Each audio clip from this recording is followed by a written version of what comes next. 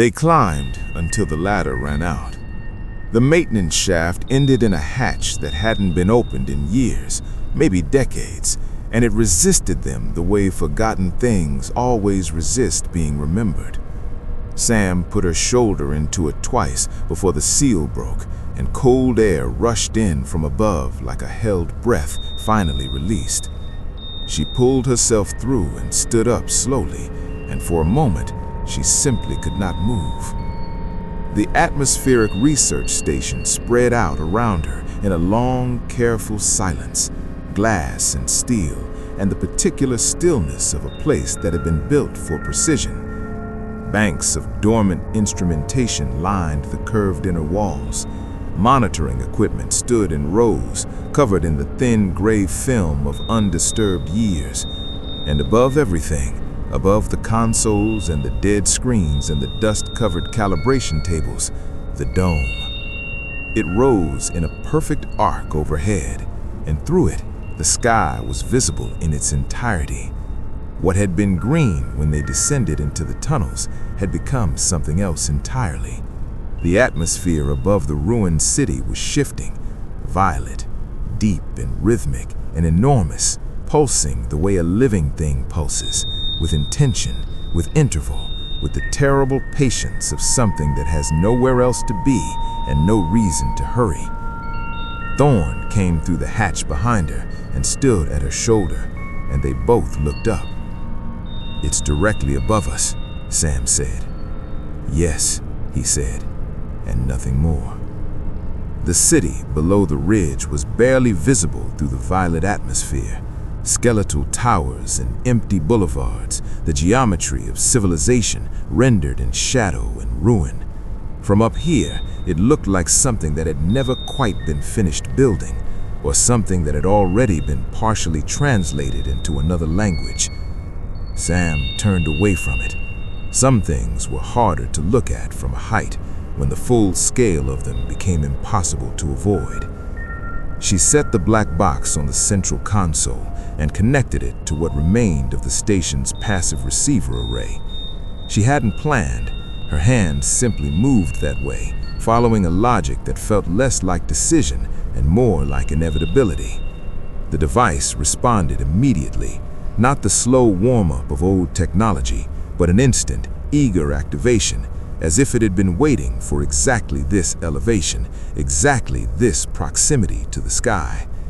The runes appeared without warning. They rose from the surface of the black box in slow, three-dimensional arcs, not light exactly, not solid matter, but something that occupied the space between the two. Geometry that moved as if it were alive, shapes that almost resolved into familiarity and then continued past it into something the human eye wasn't built to follow. Sam took a step back. Thorne took a step forward.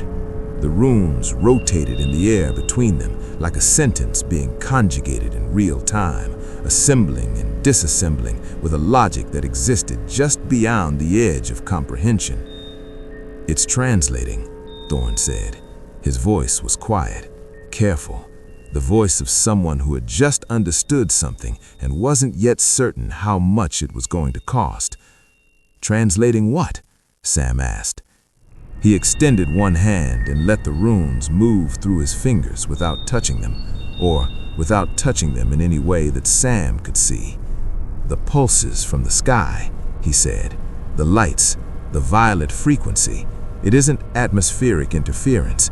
It isn't electromagnetic discharge. It's language." He paused. "She is speaking." Sam looked up at the dome, at the deep violet rhythm overhead. Nebula. Not a probe, not a system, not a machine in any sense we've been using that word. He watched the runes continue their slow living rotation. A linguistic virus. She doesn't rewrite code, she rewrites physical law. Every pulse changes the base frequency of matter within her radius. She doesn't just scan for life. He turned to Sam. It communicates in a frequency that edits the rules of physics as it travels. The silence that followed was the kind that rearranges things inside you. Sam moved to the console and looked at the translation as it continued to render. Partial, fragmentary, the black box pulling meaning from frequencies it had been passively recording for years in the dark beneath the earth. And then she saw the message. Not the technical translation, not the mapped data or the arrival patterns. The other thing, the thing underneath, the transmission the black box had been overhearing without knowing it. A transmission that had been moving between points of light so distant that the human mind had no honest unit of measurement for the distances involved. Nebula was not alone. There were others. The translation was incomplete, the geometry imprecise, but the shape of it was clear enough. Entities like her, or systems that performed the same function she performed, distributed across the galaxy in arrangements that followed no human logic of proximity or grouping. They communicated in the same living frequency. They compared data, they confirmed completions, and the language they used for the civilizations they encountered, for the cities and the machines, and the breathing, speaking, building things that filled planets with noise and signal and the constant electromagnetic static of being alive. That language was not hostile, it was clinical, archival. To Nebula, a living civilization was a corrupted file. Not evil, not broken, simply impure, noisy, the organic complexity of a world going about the business of existing, interference in what Nebula understood as the universe's fundamental memory. Every signal, every transmission, every thought, recorded and broadcast and reflected, it was all accumulation, clutter, the kind of data that degrades over time, that introduces error into the clean original structure of things. Erasure was not destruction. It was preservation. A civilization reduced to its most essential frequency, stripped of its noise, its contradictions, its insistence on taking up space in multiple forms simultaneously, became something that could be stored perfectly, indefinitely, without decay or distortion. Somewhere in the architecture of Nebula's vastness, every city that had ever been silenced was held in a state of pure, crystalline, permanent record, not gone, translated, saved in the only format that lasted forever.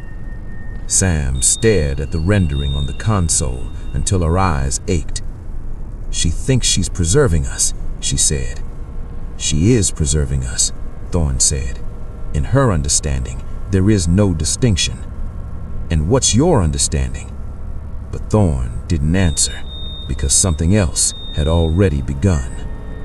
It started in his hands, a quality in the surface of his skin that shifted from dark matte to something less certain, a translucency, the basalt deep solidity of him softening at the edges, the interior light of his processes becoming visible in a way that had never been before, like lamplight through thinning stone. He looked at his own hands with an expression that Sam had no word for. Not fear, not recognition, something that lived precisely between them. The runes moved toward him, not drifting, moving, with the deliberate, specific quality of something that had found what it was looking for. They circled his wrists and climbed his arms, and where they touched, his body became more translucent, more tuned to the frequency pulsing overhead. He opened his mouth, and what came out was not language, not in any sense Sam had ever stood next to and felt safe inside of. It was tonal, melodic, a series of sounds that moved through the room the way the runes moved through the air, with a logic that lived just past the reach of human hearing. And the walls of the station responded. The dormant equipment hummed briefly to life and then subsided.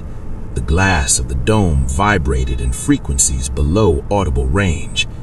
He was not speaking to Sam. He was speaking upward. She moved toward him. He moved away, not urgently, not with any appearance of distress, but with the steady inevitability of a compass needle orienting towards north. He walked through the rows of dormant instrumentation between the monitoring stations and the calibration tables towards the glass of the dome itself.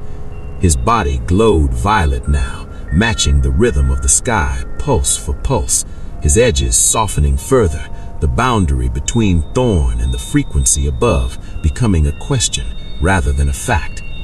The beam came without announcement. A column of violet light descending from the pulsing sky with the quiet authority of a natural law being demonstrated.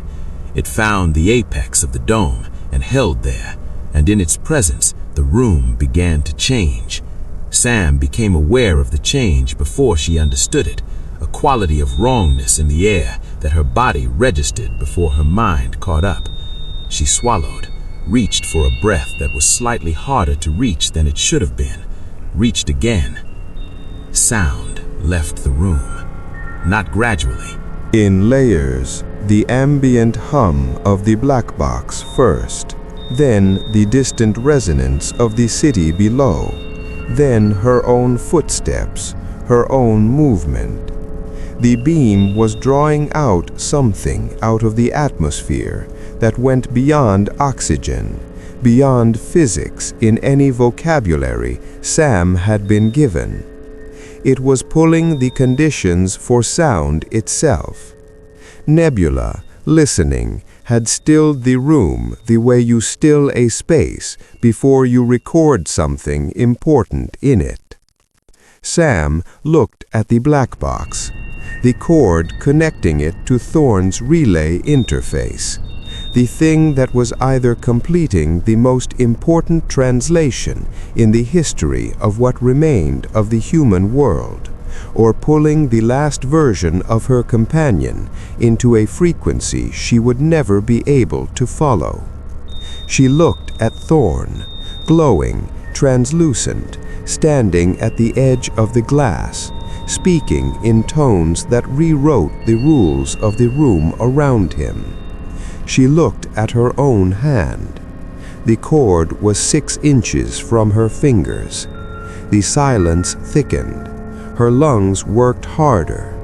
The violet light held everything in its enormous, patient attention, and Thorne's voice rose in pitch, climbing toward something that felt like a final note, the last phrase of a sentence that once completed could not be taken back.